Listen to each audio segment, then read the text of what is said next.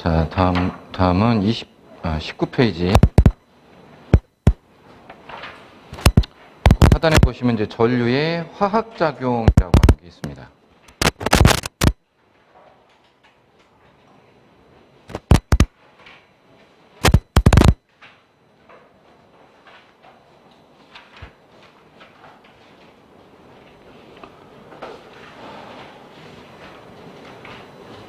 예, 보시면 전류의 화학작용 첫 번째 패러데이 법칙이라고 하는 게 있고요.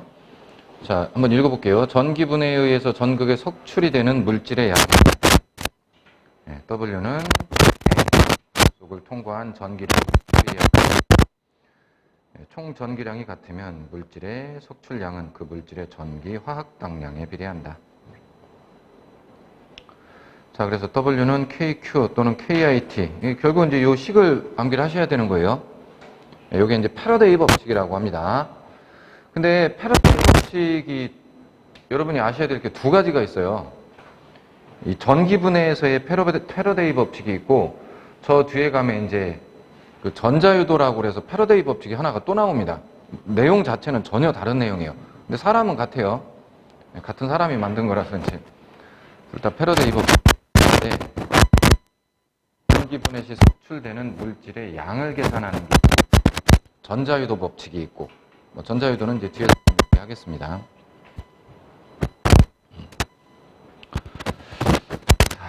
이거는 이걸 좀 먼저 보시죠. 이제 전기분해.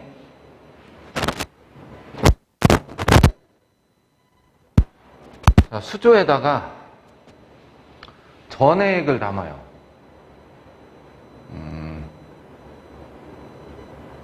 예를 들면 이제 소금물을 담았다고요. 소금물 전기 잘 통하죠? 그건 아시죠? 네, 근데 소금이 어떻게 돼요? Na, 염화나트륨 그러죠? 나트륨. 그 다음에 염화라는 얘기는 이제 염소하고 결합이 되어 있다는 얘기거든요. 그래서 NaCl, Cl이 염소입니다. 자, 여기 이제 우리가 먹는 소금인데요. NaCl. 이걸 물에 녹이면 물에다가 이걸 이제 녹이게 된다. 그래서 나트륨 이온하고요.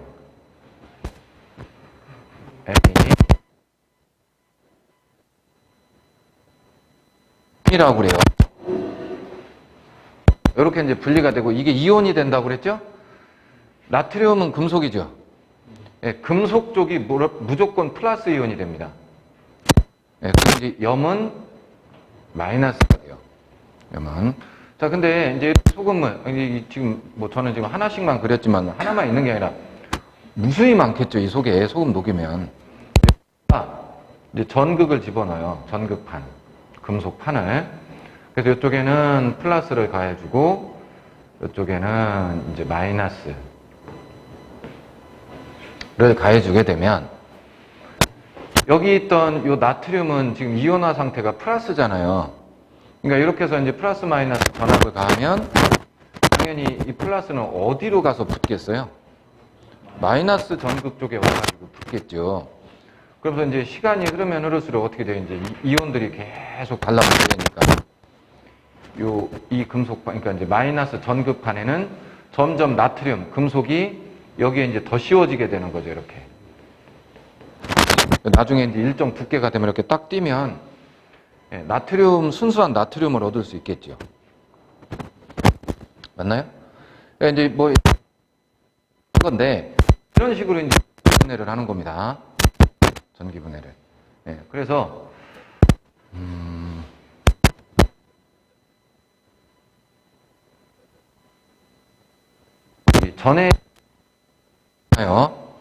전해액을 만들 수 있는 건 질산은 용액이라든지, 질산은 같으면은 은이 금속이죠. 그래서 질산은 용액 같은 경우는 은이 양이온이에요. 플러스라고요. 그래서 그 질산은 용액을 여기다 놓고서 마이너스 쪽에다가 구리반지를 이렇게 놓으면 시간이 지나면 구리반지 표면에 은이 와서 붙잖아요. 은도금이 되거든요. 은도금이 되고, 이런 식으로 보면 도금 같은 거, 또는 이렇게 이제 순수한 금속을 얻어내는 정제라고 하죠. 정제. 정제라든지 이런 걸 할 때 이제 이 전기 분해를 이용해서 이제 사용을 합니다. 도금도 그렇고 이런 걸 이제 전기 분해를 이용한 화학공업을 전기 분해를 줄여서 전해라고 그래요. 그래서 전해공업 이렇게 얘기를 하거든요. 전해. 자, 이렇게 이제 전기 분해를 할 때 음극 쪽에서 이제 금속이 석출이 되잖아요. 이 음극에서 석출되는 금속의 석출량을 계산하는 게 패러데이 법칙이라는 거예요. 결국 양이온이 이온을 한다는 얘기는 전하가 이동을 한다는 얘기거든요. 그래서 이제 이동한 전하량에 비례하고, 그리고 아무래도 이제 시간이 지나면 지날수록 어떻게 되겠어요? 여기 석출량이 점점 늘어나겠죠. 그죠? 뭐 그런 부분들도 좀 생각을 해볼 수 있을 거고, 그래서 KQ 또는 뭐 KIT 이렇게, 원래 저 Q가 전하량 Q가 IT죠. 그러니까 몇 암페어, 그러니까 전류가 흐르게 될 겁니다. 전해액을 타고 흐르는 전류량, 그리고 전기 분해를 한 시간 네, 비례하고, 그 다음에 K는 이제 이 금속 이온들 종류, 뭐 나트륨이냐, 은이냐, 금이냐, 이런 거에 따라서 석출량이 당연히 달라질 거예요. 물질에 따라서. 그렇겠죠?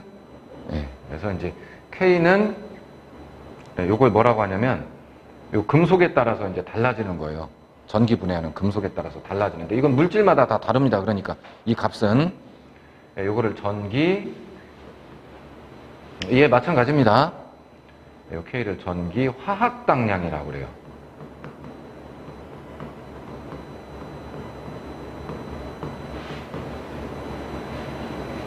K를 전기 화학당량. 상수값입니다. 상수값. 물질마다 정해져 있는 화학당량이고, 이 전기 화학당량 K는 이게 이제 어떻게 구하냐면, 그 물질의 원자가분의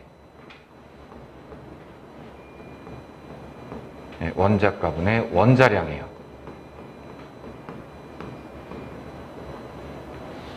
자, 그 주기율표 보면 원소마다 원자가하고 원자량이 다 적혀 있습니다. 원자가는 최외각 전자수예요. 가장 바깥쪽에 있는 전자의 개수고, 원자량은 그 안에 들어있는 그 양성자, 중성자 이런 것들 있잖아요. 그런 것들의 양에 의해서 이제 몇 개가 들어있느냐에 따라서 달라지는 값입니다. 원자량은. 자, 그래서 이제 원자가분의 원자량. 요거를 뭐라고 부르냐면, 원자가분의 원자량을 그 물질의 화학당량이라고 그래요.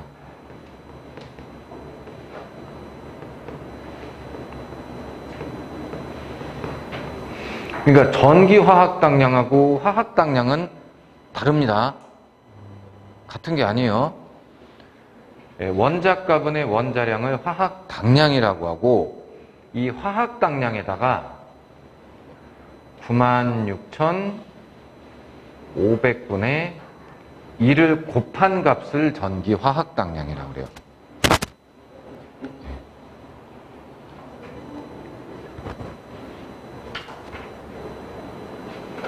아니 뭐 이 96,500 뭐 이건 몰라도 상관없습니다. 근데 어쨌든 상수가 하나가 더 붙어 있다고요. 상수가 하나가 더 붙어 있다고요. 자, 원자가분의 원자량을 화학당량이라고 하고요. 거기에 96,500분의 1이 붙으면 화학당량, 전기화학당량. 그리고 그 전기화학당량에 전기분해했을 때 이동된 전하량을 곱한 값이 석출되는 금속의 나오게 됩니다. 몇 그램이나 나오는지.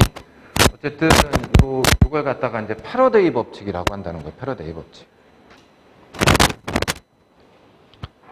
KQ, KIT 이렇게 되겠다. 그럼 문제 좀 또 볼게요. 이거 가지고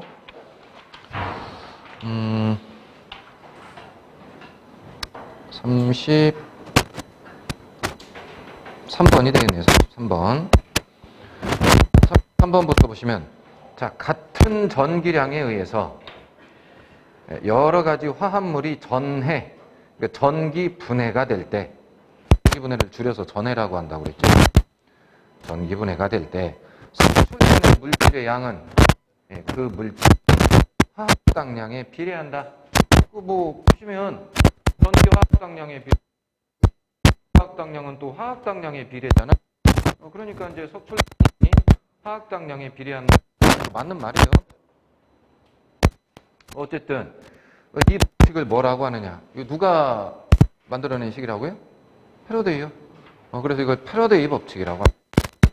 패러데이 법칙. 답은 2번이 되겠고요. 34번. 뭐 똑같아요. 문제는 패러데이 법칙에서 전기분해에 의해서 섭취되는 물질의 양은 과 비례하느냐? 총 전기량에 비례한다. 근데 사실은 조금 애매한 게 거기 전류가 들어있는데 사실 식만 보면 뭐 전류에 비례한다라고 해도 이게 틀린 건 아니거든요. 시간이 곱해져서 전하량이 돼야 되는 거긴 한데 그래서 수지는 분명히 있는데 어쨌든 뭐 시간이 포함이 안 돼 있으니까 뭐 완벽하게 얘기하려면 전하량에 비례한다가 맞긴 합니다. 뭐 나왔던 문제가 전기량으로만 답을 인정을 했었기 때문에 뭐 그렇게 알고는 계셔야 되겠어요. 총 전기량에 비례한다. KQ, KIT. 자, 35번 패러데이 법칙과 관계가 없는 것은 나머지는 뭐 한 번씩 읽어보시고요. 4번에 보시면 4번 자 패러데이 법칙 전기 분해 시에 석출되는 물질의 양 석출되는 물질의 양은 전류의 세기와 전기량의 곱으로 나타낸다. 왜 보세요? 전류의 세기와 시간의 곱에 비례한다. 이렇게 얘기했으면 맞는데 전류 I하고 Q의 곱에 비례한다라고 하면 안 되잖아요. 지금 이 식을. 그렇게 얘기할 수는 없는 거잖아요. 그래서 4번이 틀렸고요. 전류와 전기량의 곱으로 나타낸다. 틀렸어요. 36번. 다음 중 전기화학당량에 대한 설명 중 옳지 않은 것은 전기화학당량의 단위는 그램 퍼 쿨롱이다. 1쿨롱당 석출되는 그램 퍼 쿨롱 맞아요. 전기화학당량 그램 퍼 쿨롱이고 전기화학당량은 원자량을 전기화학당량이 아니에요. 2번은 화학당량은이죠. 전기가 빠졌죠. 그러니까 화학당량은 요거 원자가분의 원자량만 화학당량이라고 합니다. 그러니까 원자량을 원자가로 나눈 게 화학당량이다. 맞아요. 2번도. 3번 전기화학당량은 화학당량에 비례한다. 자, 전기화학당량은 화학당량하고 어차피 얘 상수니까 96.9분의 1은 비례한다. 맞는 거고. 4번 석출되는 물질의 양은 전류의 세기와 전기량의 곱으로 나타낸다. 아닌데? 지금 36번이죠. 36번에 4번 1g 당량을 석출하는 데 필요한 전기량은 물질에 따라 다르다 그랬는데 아닙니다. 1g을 석출하는 데 필요한 전기의 양은 물질과 상관없이 다 동일해요. 다 동일합니다.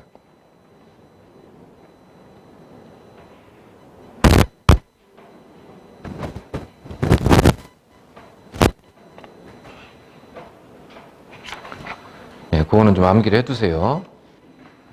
어떤 금속이든 전기 분해를 해서 나타나는 1g을 석출하는 데 필요한 전기량은 동일합니다.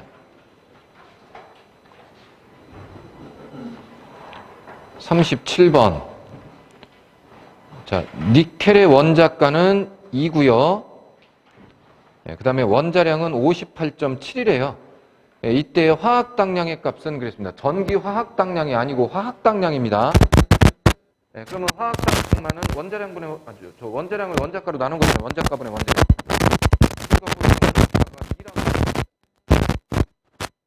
그죠? 그리고 원자량은 얼마래요? 58.7. 그랬으니까 그냥 58.7을요.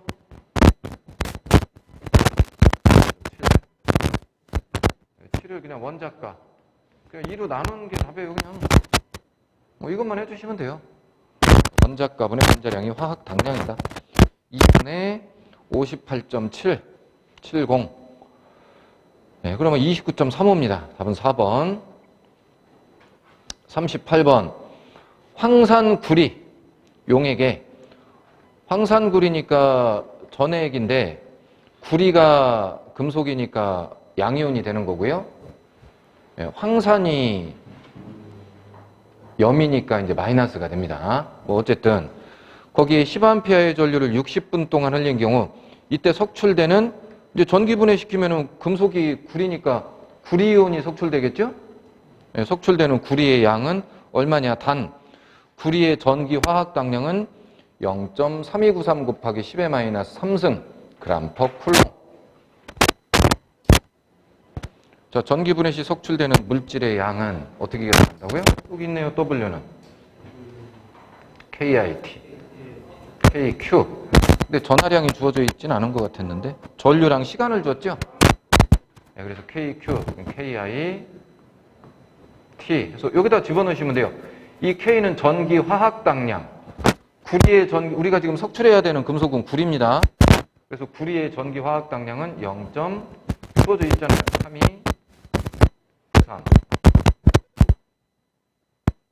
얼마라고 그랬죠? 마이너스 3승 그램 퍼 쿨롱이에요. 곱하기 전하량 IT. 이제 I가 전류는 10A가 흘렀고 T는 초로 집어넣으셔야 됩니다. 1시간이었죠? 1시간? 60분? 네, 60분 흘렸다고 그랬으니까 60분이면 1시간. 1시간이면 초로 바꾸면 3,600초. 그래서 요거 계산한 게 석출량입니다. 계산해 보시면 11.86 그램. 네, 그래서 구리가 1시간 정도 이렇게 전기 분해시키면 11.86 그램 정도가 석출이 된다는 얘기예요. 자, 39번 질산은 용액. 자, 질산이 염이 되고요. 마이너스. 은이 금속이니까 양이온이 되겠죠. 수용액 상태에서. 그러니까 전해액 상태에서는. 하여튼 뭐 그렇게 놓고 전기 분해를 했대요.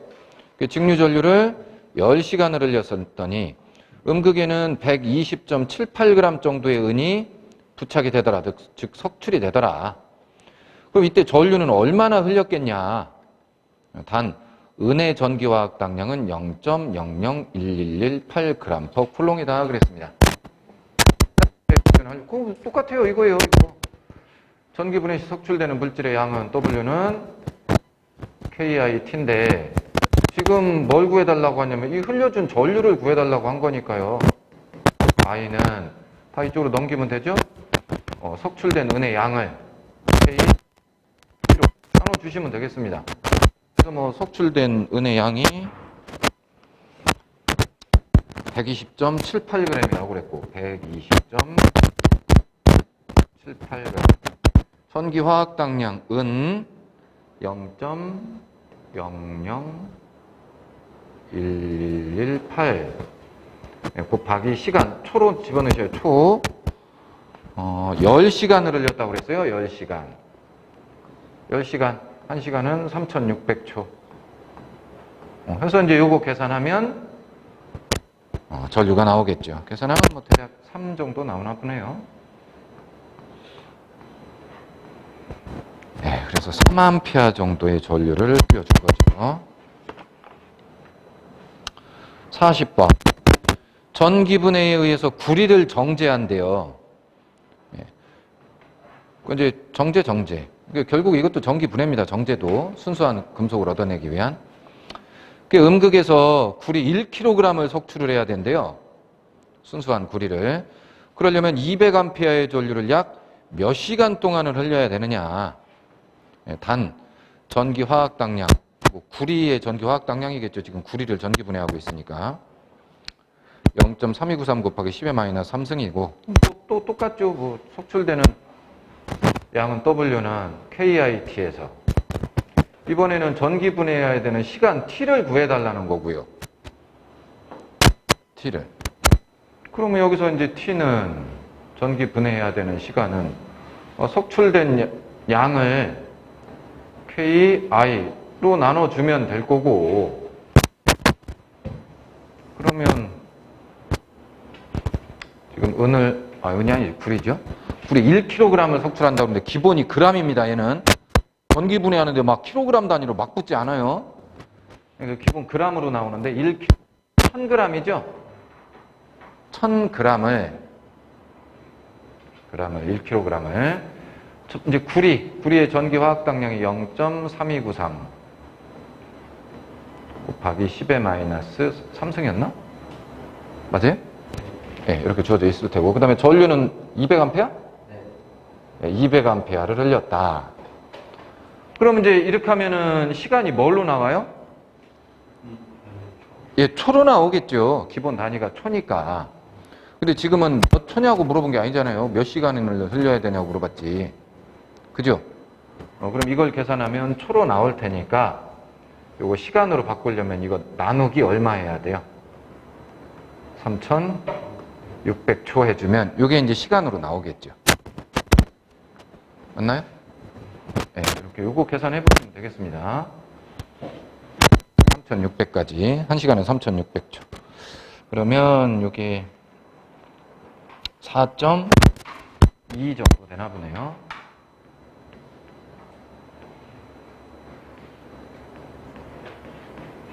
네, 4.2시간.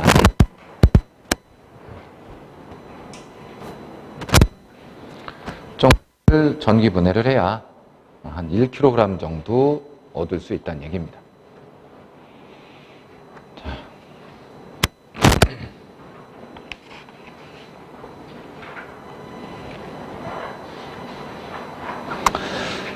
자, 41번부터는 좀 그냥 외워두셔야 되겠습니다. 문제에다가 정리를 하고 문제들 다 외워놓으세요. 자, 다음 중 1차 전지에 해당되는 거. 자, 우리가 전지를 보통요. 전지를 1차 전지하고요. 2차 전지로 구분을 합니다, 일단. 이거 말고 이제 뭐 구분하는 게 뭐 연료 전지도 있고 뭐 또 물리 전지도 있고 뭐 그렇긴 한데 뭐 그런 것들은 안 나오니까. 자, 근데 이제 보통 이제 일반적인 구성은 이제 1차 전지, 2차 전지인데 그 1차 전지는 뭐냐면요. 한 번 쓰면 버리는 거 얘기하는 거예요. 2차 전지는 쉽게 축전지를 얘기하는 거고.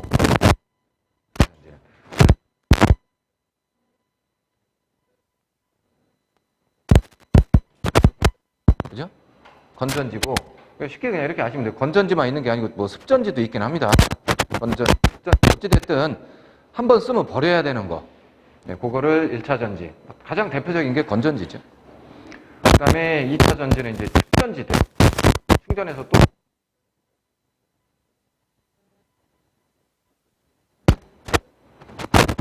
쉽게 그냥 이렇게 생각하시면 됩니다. 근데 이 1차 전지, 특히 이제 건전지. 우리 이제 보통 슈퍼 가면은 사오는 1.5V짜리 건전지. 네. 뭐 그것만 있는 건 아니고 그 알약같이 생긴 거 있죠? 뭐 시계나 이런 데 들어가는 거. 동전같이 생긴. 그런 것도 버려야 되잖아요. 그런 것도 수은전지라고 뭐 니켈카드뮴 전지도 있고 뭐 이렇게 이제 얘기는 하는. 어쨌든 이렇게 이제 쓰고 버리는 전지들을 다 1차 전지라고 하는데 제일 일반적으로 많이 쓰는 게 1.5V짜리 뭐 아시죠? 이거 이런 데 이렇게 들어가 있는 건전지요. 1.5V짜리. 이거 뭐 AA 뭐 AAA 요거 이제 이거 뭐냐고 이제 뭐라고 부르냐는 얘기예요, 지금. 예, 그거를 이제 우리가 자세히는 그 얘기를 이제 안 하고 그냥 건전지라고 하니까 하지만 그게 망간 건전지입니다. 예, 망간 건전지예요. 거기에 뭐가 들어가 있냐면 망간이 들어가 있습니다. 망간. 자, 건전지 중에 가장 대표적인 일반적인 건전지가 제일 많이 쓰는 건전지가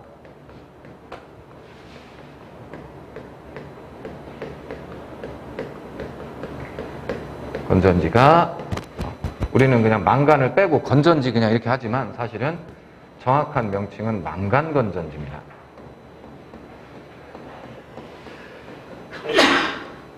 자, 근데 그러면 망간이 분명히 들어있다는 얘기죠. 그 1.5V짜리 건전지 속에. 그럼 이 망간이 들어간 이 이유가 뭐냐면, 이 망간을 우리가 이제 뭐라고 하냐면 감극제라고 해요. 감극제.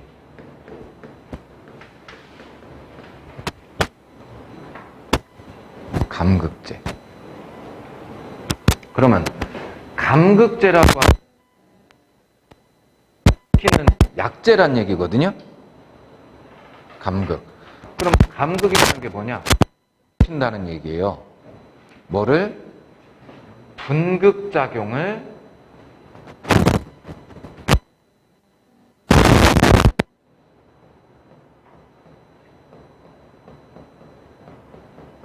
감소시키는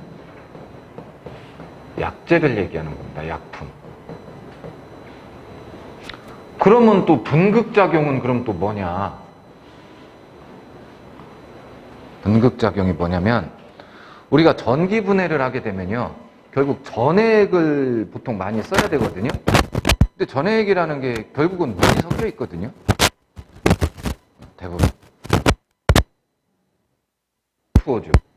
수소하고 산소로 구성이 되는데, 보통 이 전지들이 이제 전에 뭐 축전지도 마찬가지입니다. 사실은 물이 들어 있고, 수소하고 산소가 전기 분해할 때 분해가 돼요. 수소하고 산소가. 그러니까 수소하고 산소가 분해되는 과정에서 기전력이 발생하거든요. 네, 우리가 그걸 모아서 쓰는 거예요. 수소, 산소가 분해될 때도 전기가 만들어지고요. 기전력이 생기고, 사실은 합쳐질 때도 수소하고 산소가 결합을 할 때도 기전력이 생겨요. 단순하게 생각해봐도 분해될 때 생기는 기전력의 방향하고 결합할 때 생기는 기전력의 방향하고 반대겠죠. 여러분, 수소자동차, 이제 전기 수소자동차요. 그럼 수소를 싣고 가다가 수소를 어떻게 하는 거예요, 그게? 아니, 전기를 분해를 시키는 게 아니라요. 전기 중에 산소가 많아요. 산소하고 수소를 시키면서 됩니다. 그거를 배터리에다가 충전을 시키는 거죠. 수소차도 전기차예요. 배터리가 좀 큰 게, 용량 큰 게 들어 있습니다. 근데 이제 배터리를 전기 창고고 수소로 저장을 했다가 수소를 조금씩 내보내면 공기하고 그 과정에서 전기를 계속 만들어서 배터리를 계속 넣어주는 방식. 그러면서 배터리는 계속 쓰는 수소 자동차예요. 수소차. 예. 그러니까 수소차는 수소하고 산소가 결합될 때의 전기를 이용하는 거예요. 배터리라는 건 보통 수소하고 산소가 분해될 때의 기전력을 이용하거든요. 근데 이 수소하고 산소라는 게 기본적으로 분해를 시키면 다시 붙으려고 하는 것이 굉장히 강하게 일어납니다. 배터리에서는 수소하고 산소를 분해를 해가지고 전기를 만들었는데 얘네들이 다시 재결합을 하려고 하는 특성이 굉장히 강하다고요. 근데 재결합을 해버리면 어떻게 돼요? 분해할 때 만든 기전력을 결합을 하면서 반대 방향의 기전력이 생기니까 분해될 때 기전력을 상쇄를 시켜버리게 되거든요. 그러면 전지의 전압이 떨어지게 되잖아요. 그러니까 분해되고 나면 다시 결합을 하면 돼요, 안 돼요? 안 되죠. 그거 못하게 하는, 그렇게 이제 수소하고 산소가 재결합하는 과정을 이 분극작용이라고 하고요. 이걸 막아주는 게 감극제인 거예요. 그래야 기전력이, 전압이 떨어지는 걸 막을 수 있으니까. 전지의 전압이 떨어지는 걸. 되셨죠? 그럼 이제 분극작용은 뭐냐? 수소, 산소가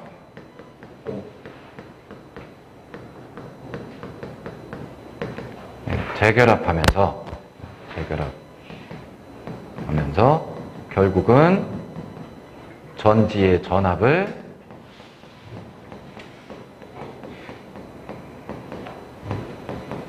강화시키는,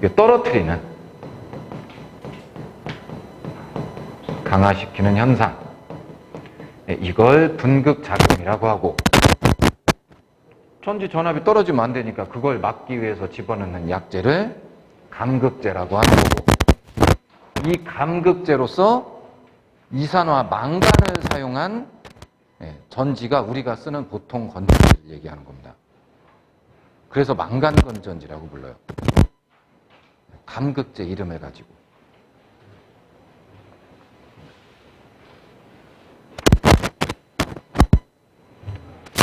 감극제로 뭐 쓴다고요? Mn. 망간이요? 이산화 망간이라서 O2.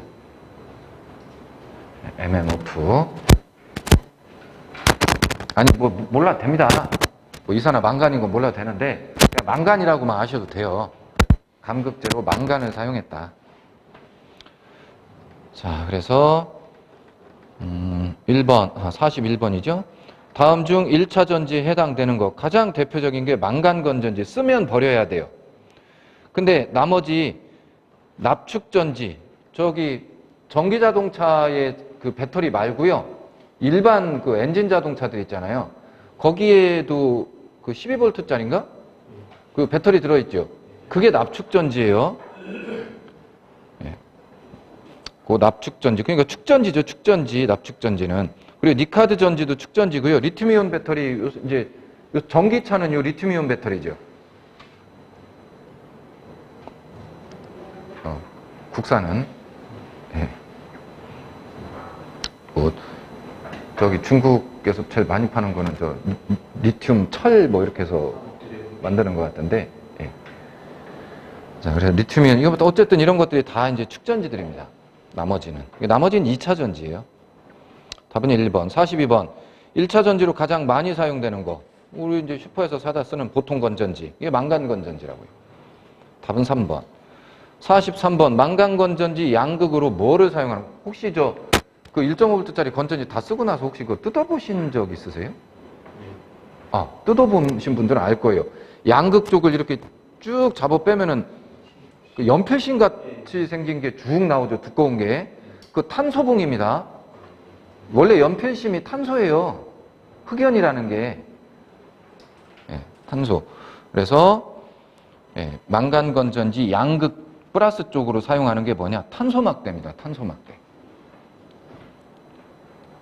흑연봉이라고요. 흑연봉. 예, 열어보시면 알아요. 뜯어보시면 압니다. 다 쓰고 나서. 자, 44번. 묽은 황산용액에 구리 그리고 아연판을 넣으면 전지가 됩니다.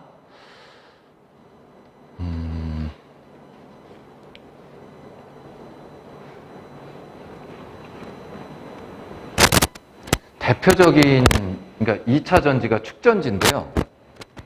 우리가 이제 예비전원 설비로, 우리가 이제 이 전기에서 이걸 배우는 이유가 예비전원 설비로 쓰기 때문에 그래요. 근데 예비전원 설비로 가장 많이 쓰는 게 방금 얘기한 납축전지하고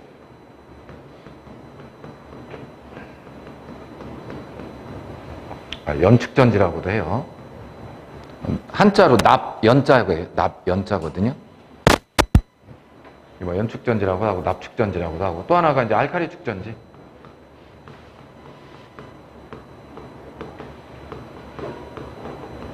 이 두 개를 가장 많이 씁니다. 예비 전원 설비로 어떻게 뭐 정전되거나 했을 때 이제 뭐 꼭 필요한데 써야 되는 그 용도로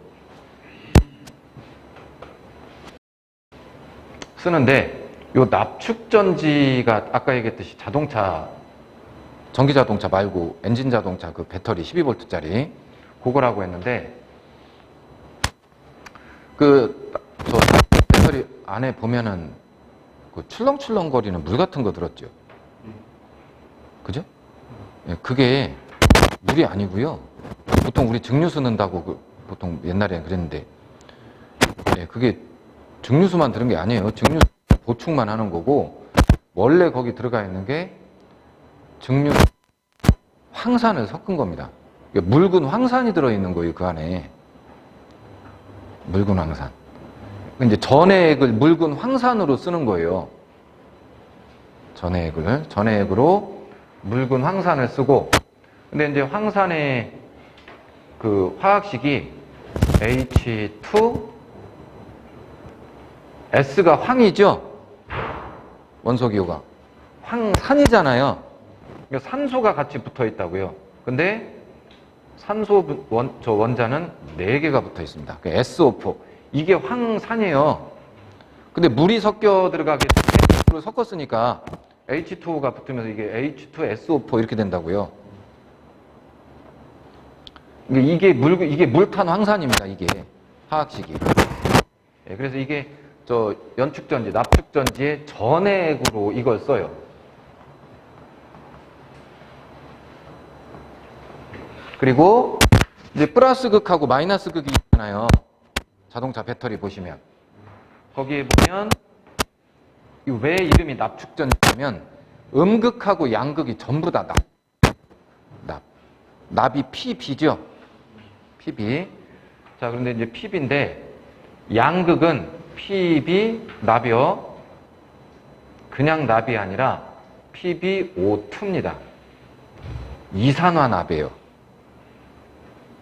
이산화 납. 이게 양극입니다. 양극. 플러스. 플러스 전극이. 그 다음에 음극이 있을 거 아니에요? 음극 납이에요. 그래서 납축전지가 음극, 양극, 전극을 모두 납으로 쓰기 때문에. 근데 양극은 이산화 납. 근데 음극은 그냥 순수한 납입니다. 요건 음극. 언제? 충전 시. 그러니까 충전 만땅 돼 있을 때 이렇게 돼 있다고요. 그런데 이게 이제 화학작용을 하려면 자, H2SO4 황산 분자가 2개가 있어야 됩니다. 필요한 게. 왜냐면 H2SO4 황산 분자 중에 하나는 양극 쪽 납하고 이제 결합을 하게 되고요. 나머지 하나는 음극 쪽 납하고 결합을 하게 돼요. 이게 전기를 만들어낼 때. 자, 그래서 이거는 이제 충전 상태가 이렇게 되어 있습니다. 이거 외우셔야 돼요. 네, 외우셔야 됩니다. 자, 이게 이제 이렇게 돼서, 자, 충전했다가, 이제 전기를 쓰면 방전을 하는 거죠? 자, 이게 이제 방전을 하게 되면 얘가 어떻게 바뀌냐면은, 네, 이렇게 바뀝니다. 자, 이거 원래 화학식도 딱딱 들어맞아요. 자, 2개라고 잡은 이유가 있는데, 요 황산 있죠? SO4.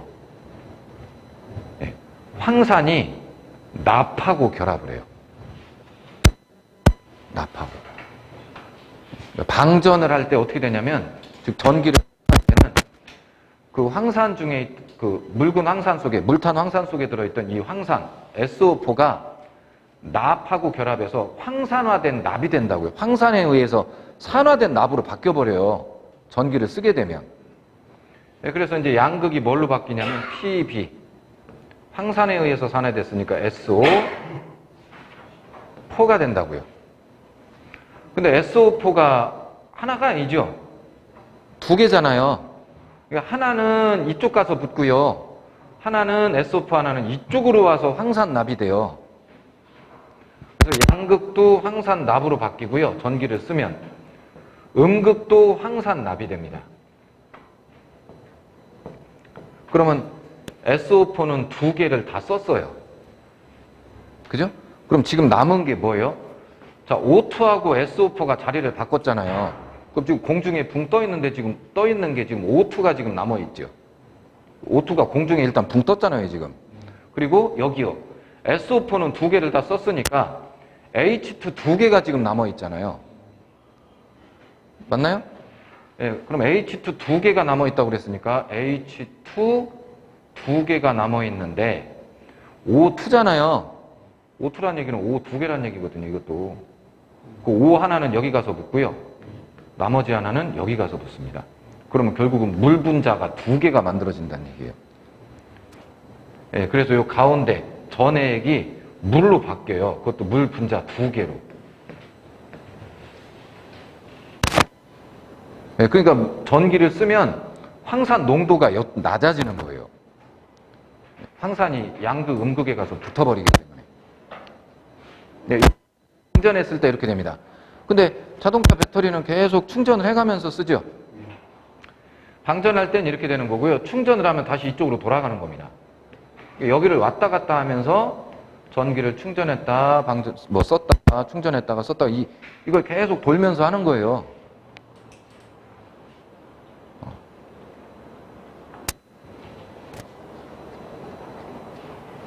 자, 그럼 문제를 보겠습니다.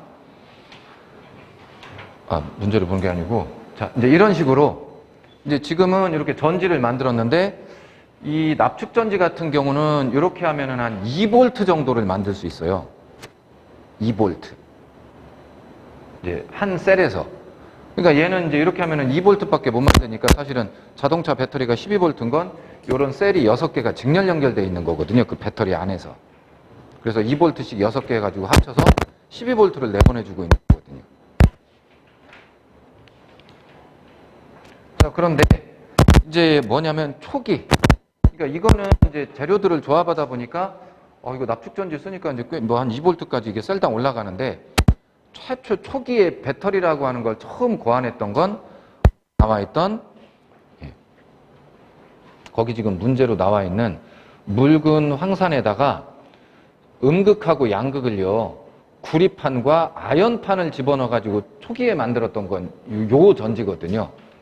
그러니까 보통 그러니까 이론 문제들을 물어볼 때는 뭐 지금 쓰는 건 이거지만 초기에 만들었던 형식이 이거기 때문에 이론 문제를 물어볼 때는 요렇게 많이 물어봅니다. 구리 아연판으로.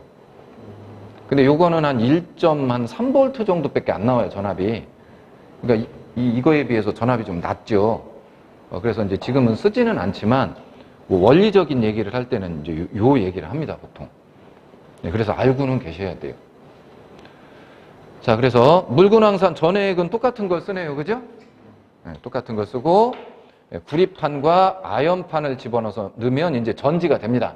뭐 여기는 둘 다 납을 썼지만 이산화납과 납을 썼지만 구리판, 아연판을 쓰면 전지가 돼요. 전압은 좀 낮지만 1.3V 정도 뭐 이렇게 나오는데 자, 이때 양극은 어떤 판이고 음극은 어떤 판이냐 이거 하나 외우셔야 되겠어요. 그러니까 뭐 이건 이거대로 좀 알고 계시고 구리하고 아연을 쓰는 그 판에서는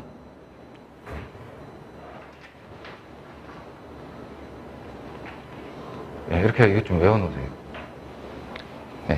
구리판을 양극으로 사용하고요. 그럼 이제 어찌됐든 전기분해가 될 거 아니에요, 전해액이. 그러면 양극 쪽에서, 구리판 쪽에서는 수소가스가 발생합니다. 그럼 당연히 이제 반대쪽인 아연판 쪽은 음극이 될 테고 수소가 아닌 산소가스가 나오겠죠. 산소가 나올 거라고요. 음극에서는. 어쨌든 하나만 그러니까 외워놓으시면 됩니다.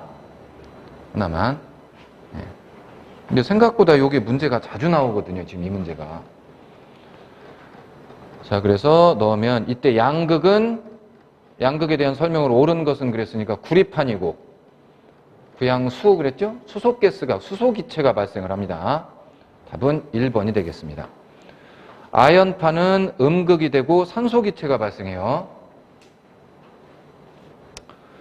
자, 그 다음에 45번. 전지에 관한 사항이다. 감극제는 어떤 작용을 막기 위해서 사용한 거라고요? 분극작용. 다른 말로 성극작용이라고도 불러요. 뭐 갑자기 또 문제에서 성극작용 이렇게 나오면 또 뭔가 하시지 말고 분극작용하고 같은 말이에요. 분극작용, 성극작용. 수소, 산소가 재결합하는 과정에서 전지의 전압을, 건전지의 전압을 떨어뜨리는 현상. 요걸 막기 위해서 집어넣은 게 감극제.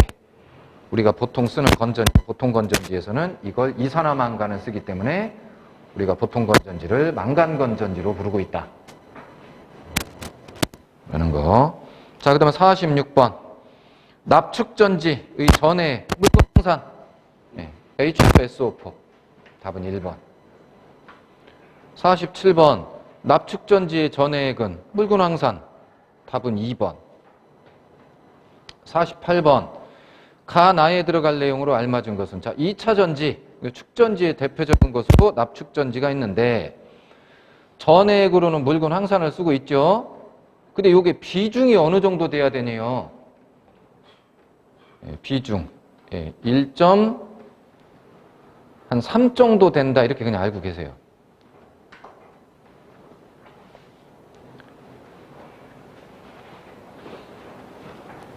정확하게는 이제 거기 나와 있듯이 1.23에서 1.26 정도인데, 이거 어쩔 수가 없어요. 뭐 비중, 이게 1.23에서 1.26 정도의 묽은 황산을 사용을 하죠. 물을 탄 황산을.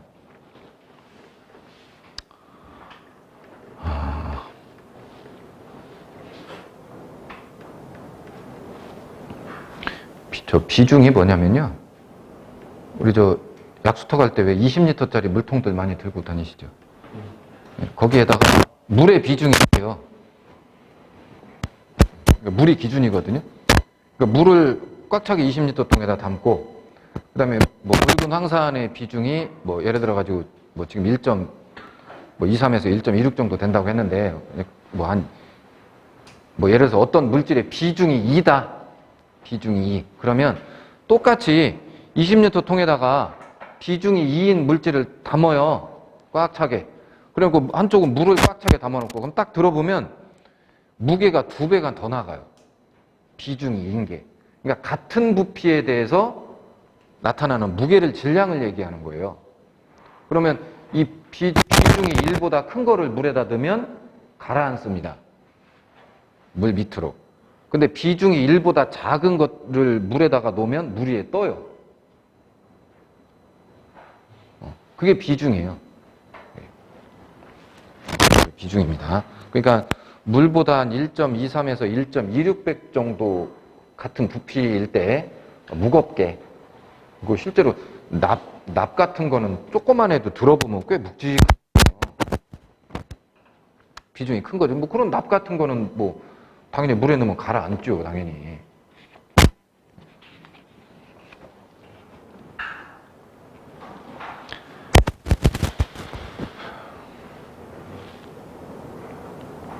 자, 49번. 다음은 연축전지, 납축전지라고도 하고, 한자로는 납연자를 쓰기 때문에 연자를 써요. 납라는 뜻의 연. 네, 연축전지 이렇게 부르는데 납축전지입니다. 옳지 않은 것은 1번 전해액은 황산을 물에 섞어서 비중을 한 1.2에서 1.3. 뭐 아까 1.23에서 1.26이라고 했는데 뭐 사실 그게 딱 그렇게 정해진 게 아니고 그 엇비슷 하면 되거든요. 네, 그래서 1.2에서 1.3 정도로 한다. 맞아요. 그 사이 범위니까. 그다음에 2번 충전 시의 양극은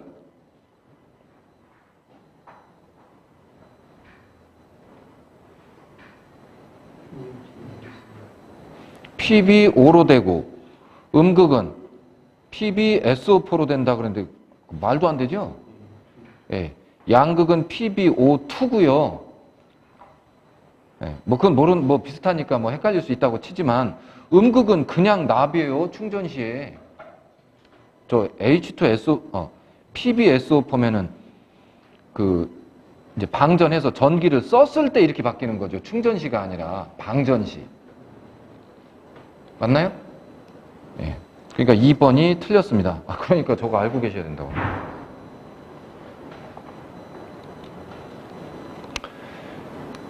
예. 그래서 2번은 확실히 틀렸고요. 3번 방전 전압의 한계는 한 1.8V 정도로 합니다. 제가 아까 몇 볼트라고 그랬죠? 전압이? 납축전지. 2V요, 2V. 2V 나와요. 근데 당연히 충전 만땅시 2V인데 전기를 쓰면 전압이 조금씩 어떻게 되겠어요? 떨어지는데 1.8V까지 떨어질 때까지는 써도 돼요. 근데 그 밑에까지 만약에 계속 써가지고 1.8V 밑으로까지 떨어지잖아요? 나중에 회복이 안 됩니다. 회복이 안 돼요. 충전해서 회복이 돼야 되는데 회복이 잘 안 된다고요. 그래서 저 자동차 배터리 보면 라이트, 옛날에 보면 라이트, 뭐 요새야 자동으로 꺼주니까 그렇지만 라이트 켜놓고 내려가지고서 막 방전되고 그러면 배터리 교환해야 되잖아요. 그 회복이 안 되기 때문에 그래요. 잘. 그러니까 1.8V 밑에까지 떨어질 때까지 계속 쓰면. 그러니까 자동차에서는 쓰면서 계속 엔진이 돌아가면서 계속 충전을 막 계속 해주죠. 계속 해가면서 쓰죠. 그 밑으로 안 떨어지게. 자, 그렇고요.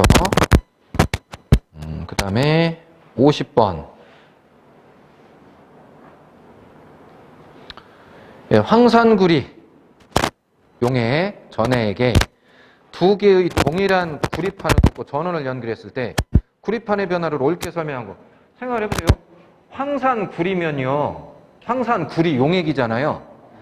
그럼 구리가 금속이니까 구리가 양이온이 돼 있을 거 아니에요, 전해액 속에서. 근데 여기에다가 음극하고 양극을 집어넣는데 플러스, 근데 구리판이에요. 양극도 음극도 구리판이에요. 그러면 일단 전해액 속에 녹아있던 구리들이 어디 가서 붙겠어요? 음극 쪽에 와서 붙겠죠. 그러니까 음극은 구리가 점점 두꺼워져요. 이제 구리가 자꾸 쌓이니까 구리판이. 그런데 이게 구리가 이제 막 이쪽으로 가서 쌓이다 보면 전해액 농도가 낮아지죠. 근데 여기 지금 플러스를 가했고 얘가 지금 구리판이거든요. 양극도. 그럼 얘가 이제 이게 전해액 속에서 부족해지면 플러스로 구리를 플러스 이온들을 밖으로 밀어내게 됩니다. 구리판에서. 그러면서 점점 녹아가지고 이게 구리 이온이 돼가지고 밖으로 빠져나와요, 이제. 그리고 계속해서 이쪽으로 가서 붙게 된다고요. 또 부족해지면 또 채우고 하고 해서 얘는 점점 얇아지고 음극은 점점 두꺼워진다고요, 구리판이. 이해되시죠? 예, 그래서 이제 어떻게 되느냐 그랬으니까 답은 3번이에요. 양극 쪽은 점점 얇아지고요. 음극은 점점 두꺼워지게 된다고요. 그러니까 지금 이런 문제들은 전기분해가 어떤 양상으로 생기는지 알고 있어야만 이해가 되고 뭐 답을 볼 수 있겠죠. 예. 그 다음에 1번 10A의 전류로 6시간 동안 방전을 할 수 있는 축전지 용량. 예, 전지 용량을 보시면 배터리 용량이요.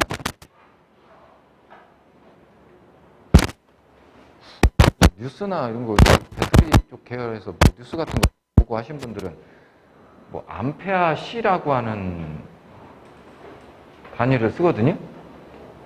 암페아 아워. 여러분 보조 배터리들 쓰시죠, 휴대폰 때문에. 근데 많이 쓰는 게 요새 더 커졌는지도 모르겠는데 만짜리. 근데 그 단위를 자세히 안 보셨죠? 밀리, 암페아, 아워 이렇게 돼 있습니다. 예, 밀리가 붙어 있긴 한데 10의 마이너스 3승. 기본 단위는 암페어 아워라고요. 그러니까 배터리 용량을 이런 식으로 표시해요. 예, 축전지 배터리 용량들 암페어 아워. 이게 뭐냐면 만약에 10암페어 아워 이러잖아요. 배터리 용량이. 그러면 10암페어의 전류로 1시간 동안을 내보내줄 수 있는 배터리 양이란 얘기예요. 그럼 1A씩 쓰면 몇 시간이나 쓰겠어요? 10시간을 쓸 거고 2A씩 뽑았으면 5시간을 쓸 수 있는 양이란 얘기입니다. 네, 그래서 배터리 용량은 이런 식으로 표기를 해요. 암페어 아워. 그러니까 지금 문제가 10A의 전류로 6시간을 방전 쓸 수 있는 축전지 용량이니까 곱해서 60A 아워예요.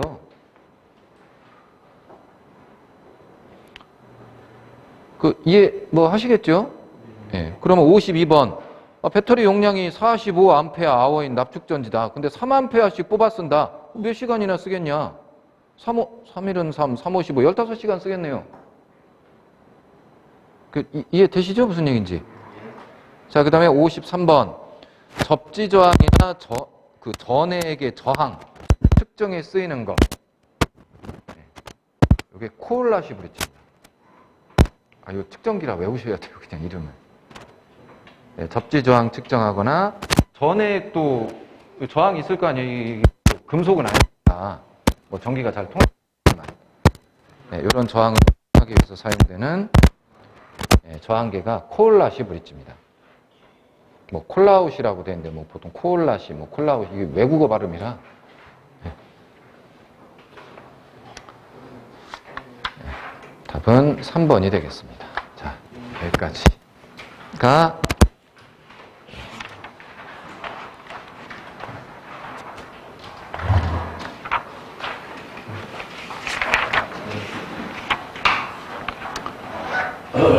이게 난가요? 앞에 계산 문제 푸는 것보다 말 문제가 나은가요? 더 힘들지 않을까요?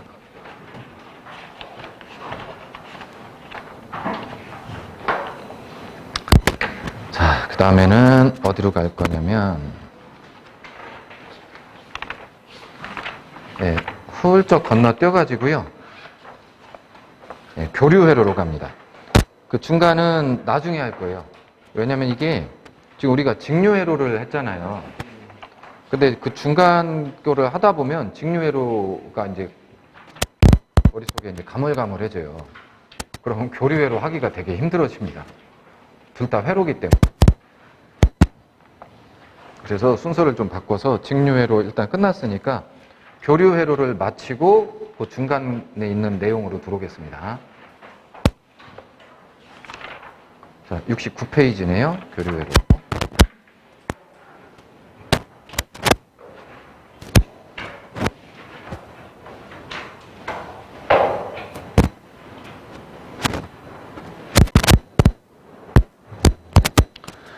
자, 정연파 교류회로. 네. 일단은 뭐를 좀 먼저 보셔야 되냐면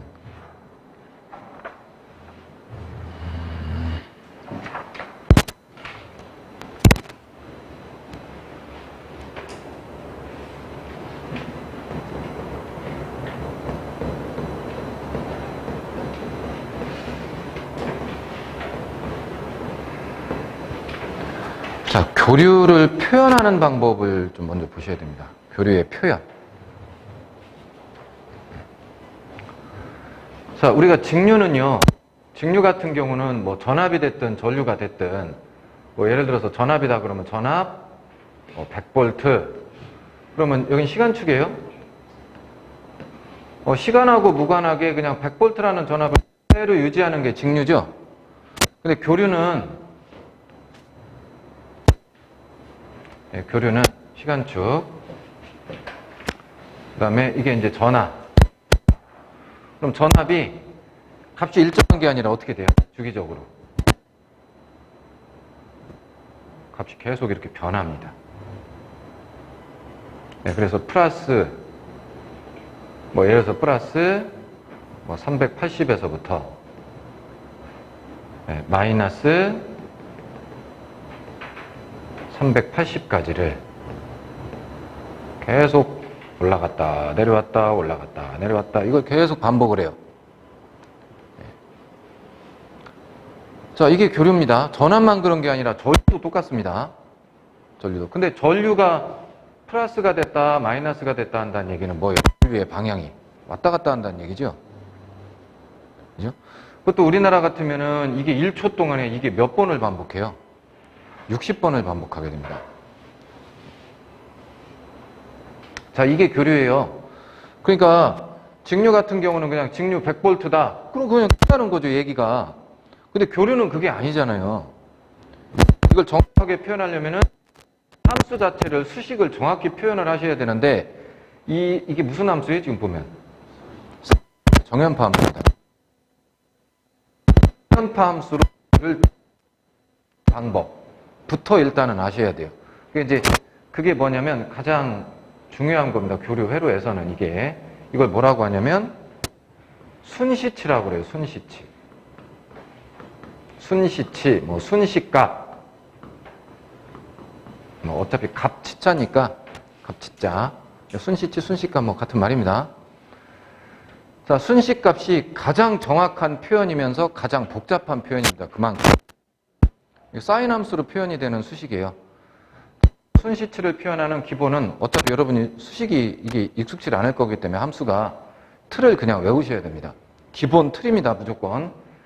자, 순시값을 표현하는 건 자, 기전력 뭐 전압으로 일단 표현을 할게요. 전압 E는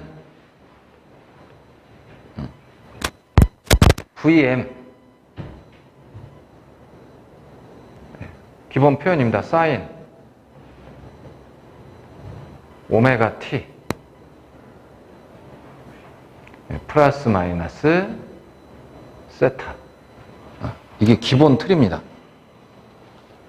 자, 저 틀에 맞춰서 항상 틀에 맞춰서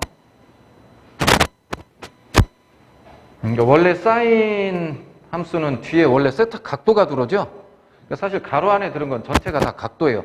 뭐 세타야 각도인 거 아실 테고 이 오메가 t도 각도예요. 오메가 t도 각도입니다. 자, 그러면 이제 여기서 이제 이 VM이라고 하는 게 뭐냐? VM은 최대값을 얘기합니다. 최대치.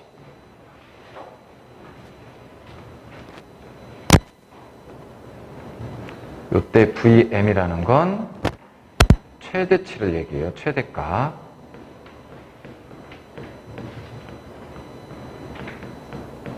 최대값, 최대치를 얘기합니다. 그러니까 이 그림에서 보면 최대치가 얼마죠? 최고 위에까지 올라왔을 때가 380이잖아요. 380이요. 여기다가 최대값을 먼저 딱 써놓고 시작을 하는 거라고요. 놓고 사인 세타잖아요. 이 가로 전체가 각도라고 그랬죠. 근데 사인 세타라는 거는 제일 값이 커서 얼마예요? 1. 그러니까 기전력은 요게 사인 세타가 커봤자 1이니까 사인 세타가 1일 때가 결국은 최대값일 거 아니에요.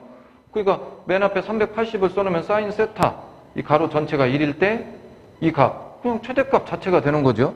제일 큰 값. 그래서 이제 플러스 1에서 마이너스 1까지를 왔다 갔다 하는 게 사인이잖아요. 사인 함수. 자, 그래서 이제 표현이 가능하고요. 요때 이제 요 오메가. 요 오메가는 이제 뭐냐면 요거를 우리가 각속도라고 그래요. 각속도라고 부르기도 하고 또는 각주파수라고도 합니다. 각주파수. 그냥 주파수가 아니라 각주파수예요.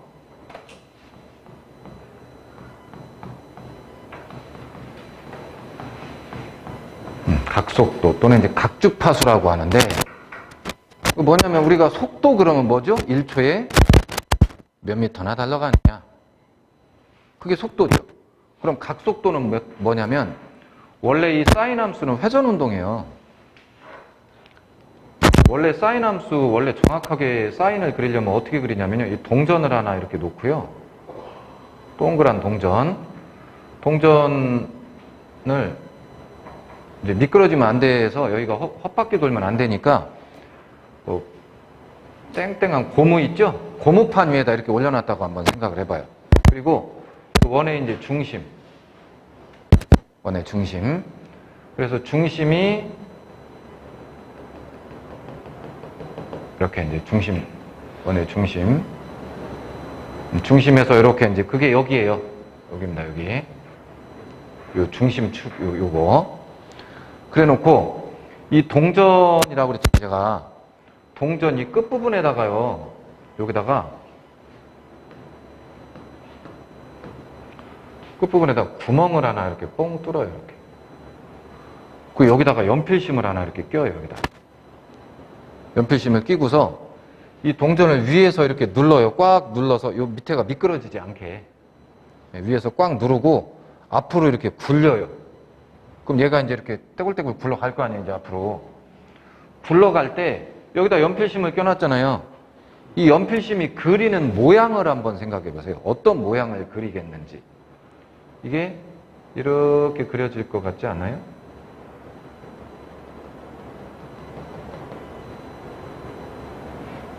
이렇게 그려지면서 이게 굴러갈 것 같지 않나요? 그죠? 최고로 올라왔을 때가 여기죠? 근데 이제 앞으로 이게 눌러서 이렇게 왔으니까 얘가 이렇게 굴러서 앞으로 전진을 했을 거 아니에요. 그럼 얘가 여기까지 왔을 때쯤이면 앞으로 전진해 가 있겠죠. 맞나요?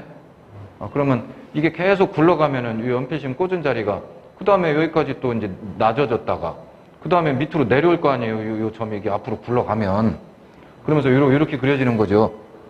맞나요? 요게 정확한 사인 함수거든요. 그래서 우리가 여기를 몇 도라고 하는 거예요. 그래서 여기를 각도로 얘기할 때 90도. 왜냐면 이게 딱 90도 돌아갔을 때거든요. 요 자리라는 게 180도를 돌면 여기에 오잖아요. 얘가 여기 있겠죠. 앞으로 물론 전진해 가서. 그러니까 여기가 270도 돌아갔을 때고 360도를 돌면 여기에 오죠. 그 다음에 또 굴리면 똑같은 모양이 또 나오는 거죠. 그래서 이제 우리가 여기를 90도, 180도, 270도, 360도 이렇게 얘기를 하는 거예요. 사인 함수. 그러니까 그럼 이제 이 각속도라는 건 뭐냐면 얘가 이제 떼굴떼굴 굴러가잖아요. 1초에 몇 도가 돌아가느냐라는 게 각속도예요. 1초에 몇 도 돌아가냐. 그럼 만약에요, 이게 1초에 10바퀴를 돌았다고 해봐요. 똑딱 하는 동안에 10바퀴를 돌았어요. 그럼 이제 이 모양이 몇 번이 나와요? 10번이 나오겠죠. 그게 주파수 10Hz고 초당 회전수가. 그러면 1초 동안에 몇 도나 돌아갔겠어요? 몇 도 돌아가긴요. 한 바퀴 돌면 360도인데 10바퀴 돌았으니까 3600도를 돌았겠지. 1초에. 그게 각속도라고요. 1초에 돌아간 각도. 우리가 1초에 10m 가면 속도가 10m/s 그러잖아요. 1초에 10m. 1초에 각이 3600도가 돌아간다니까요. 1초에 10바퀴를 회전하면 한 바퀴 돌면 360도 돌아간 거니까 1초에 10바퀴 돌면 1초에 3600도 돌아간 거 아니에요. 그럼 각속도가 3600도. 근데 우리가 3600도를 라디안으로 쓸 때 어떻게 써요? 라디안 각도. 여러분 쓰는 각도가 도 말고 라디안이 있거든요. 근데 보통 삼각함수 쓸 때는 전기에서는 도 잘 안 써요. 라디안 쓰지. 그냥 쉽게 180도가 파이 라디안이에요. 그럼 360도는 2파이 라디안이에요. 그냥 외워서 쓰시면 됩니다. 원래 라디안이라는 각도가 원이 이렇게 있으면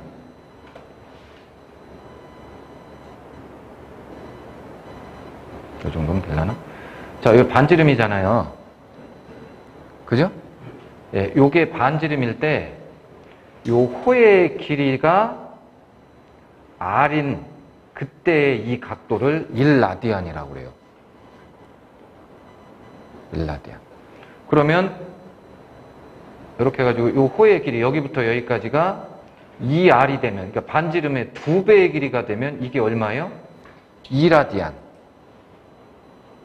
이 각도가 2라디안이라고요. 3라디안이면 R 3배 됐을 때 각도. 맞나요? 그러면 뺑 돌려서 이만큼이면 각도가 얼마가 되겠어요? 그러면 이만큼이면 이게 R인데, 자, 2R, 3R 하다 보면 요 원 전체 둘레 어떻게 구하죠? 원 둘레? 2파이 R 구하죠. 그러니까 R의 몇 배예요? 2파이 배잖아요. 그러니까 360도는 그래서 2파이 라디안이에요. 그래서 360도를 2파이 라디안이라고 그래요. 그러니까 파이 라디안이면은 이거 절반이니까 180도일 거 아니에요.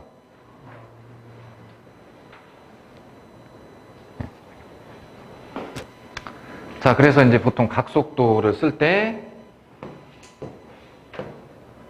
각속도 오메가는 여기 이제 계산할 때 2파이 F 이렇게 쓴단 말이죠. 그러니까 F가 뭐요? 초당 회전수. 1초에 10바퀴를 돌았다. 원운동이. 그럼 요게 이제 10이잖아요.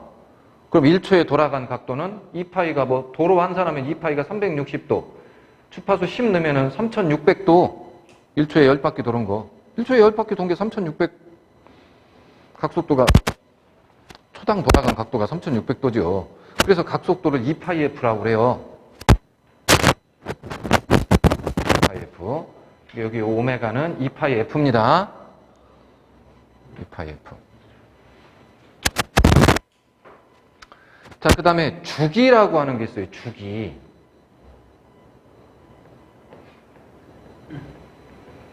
네, 주기 보통 이제 대문자 T로 이렇게 쓰는데 주기는 시간이에요. 무슨 시간? 한 바퀴 도는데 걸리는 시간을 주기라고 그래요. 이게 한 바퀴 도는데 걸리는 시간이 주기라고요.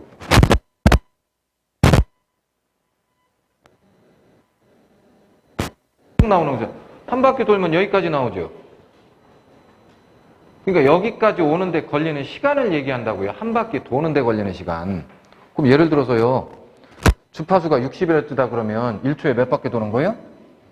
60바퀴. 그럼 한 바퀴 도는 데는 몇 초 걸려요? 60분의 1초 걸리겠죠. 주파수분의 1. 그래서 주기는요. 주파수분의 1이에요. 그래서 주파수가 60Hz면 한 주기는 60분의 1초. 주파수가 120Hz면 한 주기는 120분의 1초 걸리겠죠. 한 바퀴 도는데. 네, 그래서 주기는 주파수 분의 1. 그냥 이렇게 알고 계시면 됩니다. 자, 그럼 오메가하고 주파수 관계 얘기됐고요. 그 다음에 이제 여기 또 모르는 게 세타가 있죠. 지금 세타. 이 세타를 뭐라고 하냐면 세타를 위상이라고 해요. 위상. 위상 세타.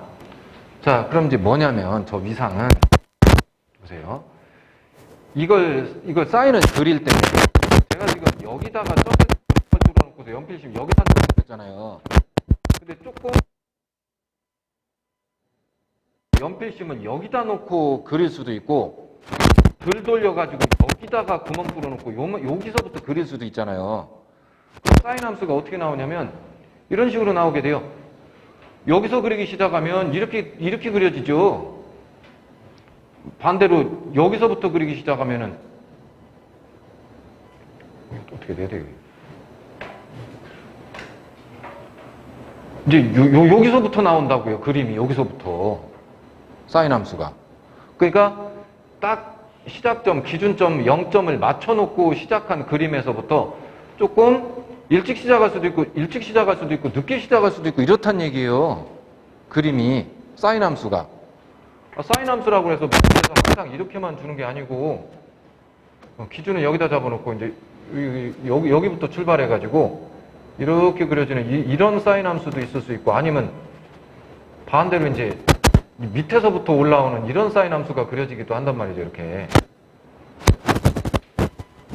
그거를 표현하는 거예요. 조금 일찍 시작하냐 늦게 시작하냐 사인 함수가. 근데 플러스인 건 여기가 세타가 플러스로 표시되는 거는 진상일 때예요. 일찍 시작한 거. 먼저 시작한 거. 그 다음 마이너스인 건 지상이라고 지각했다고요. 지상. 늦게 시작했을 때. 세타만큼. 그러니까 각도 얼마만큼 일찍 시작하고 늦게 시작하고를 표현하는 거라고요. 위상이라고 위상. 세타는 위상.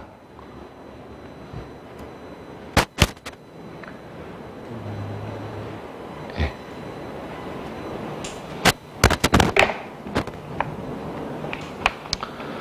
자, 그래서 이게 이제 순시치. 그럼 순시치에 대한 얘기는 일단 설명을 했습니다. 일단 여기까지 하고 식사하시고 오면